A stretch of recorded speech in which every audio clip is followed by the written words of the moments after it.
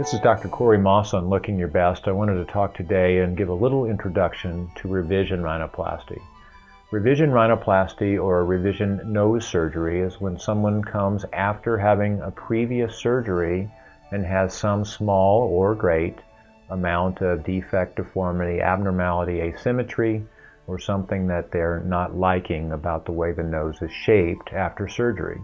It could also have a functional component to it also, where there's a difficulty breathing on one side or the other, and many times those two things go together. For example, if we see a curvature to the nose is C-shaped or S-shaped in its configuration. Very commonly that's associated with a septal, that's the partition between the two nostrils, a septal deflection or deformity.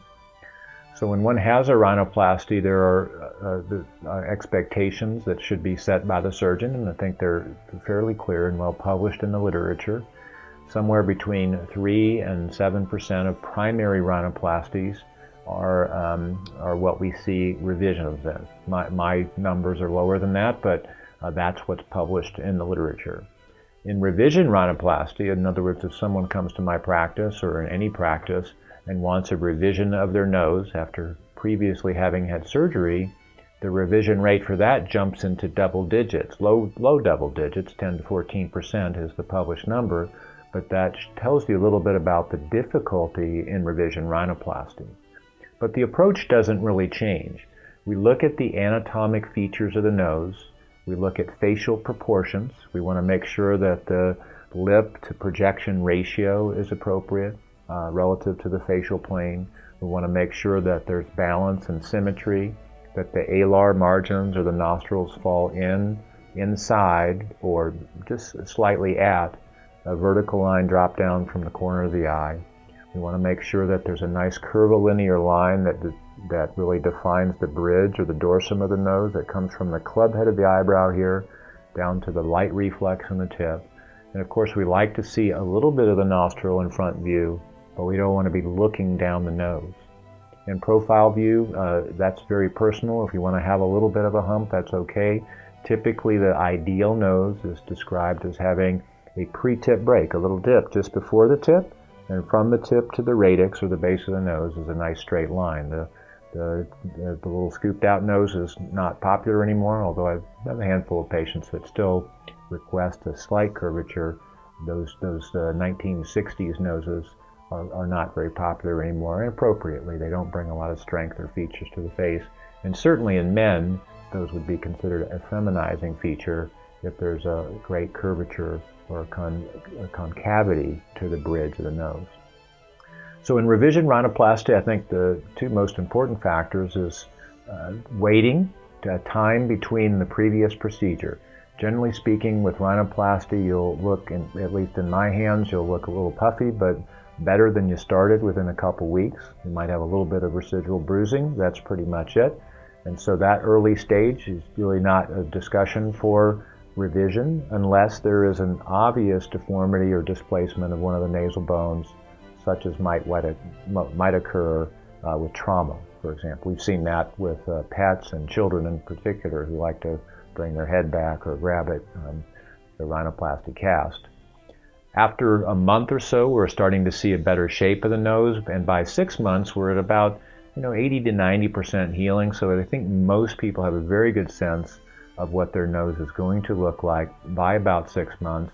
I typically encourage people to wait for a year, and that's really when we'll see I think for lack of a better term, the final shrink wrapping of the skin envelope, and really a lot of the remodeling and just the healing process that goes on with nasal surgery will have occurred.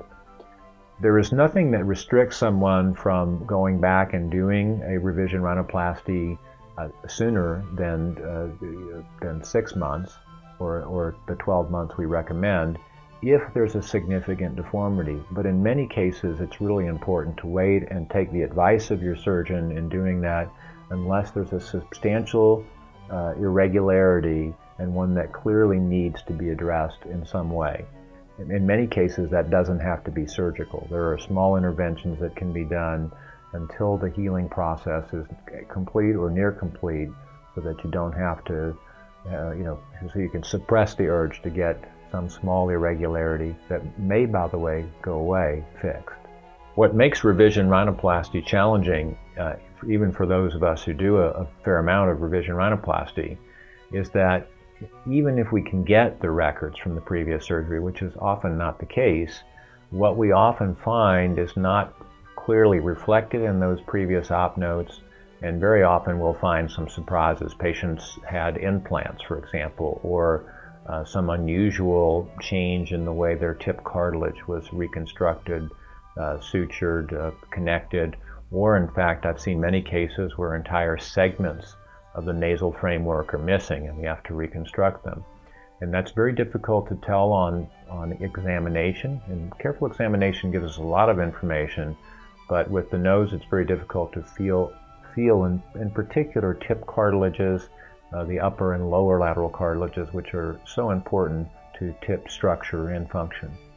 So being prepared to address those kinds of issues is really the key thing for a revision rhinoplasty surgeon. And if you're considering revision rhinoplasty, I think going through those case scenarios with your surgeon is very important. Most of the surgeons will talk about borrowing some cartilage from the ear if needed. If there's a very large defect, there's also the chance that you might want to have a rib cartilage. Many surgeons really insist upon using your own rib, autologous cartilage, but the data shows that banked rib cartilage, which is completely the patient's choice, to get banked cartilage, which we can carve just like we can autologous rib cartilage, may be a very good option. So having options for grafting in the nose, I think, are really important, and getting a good handle on the shape and really restoring that shape with a nice envelope is the key thing. In many patients, there's some scar tissue contracture, and allowing the skin to relax, giving it time. If you've just had a rhinoplasty within the, let's say a 6 to 9 month period, is helpful in getting the best result if considering a revision. So hopefully that's a good explanation, introduction to your considering revision rhinoplasty. Patience is a key thing in this procedure, but as always, it's good to seek opinions from your physician or another physician if you're not confident in the discussion that you're having. I'm always happy to talk about that. You can send me pictures, photographs. The videos are always welcome at drmaas.com. And as always, we're very happy to keep you looking your best.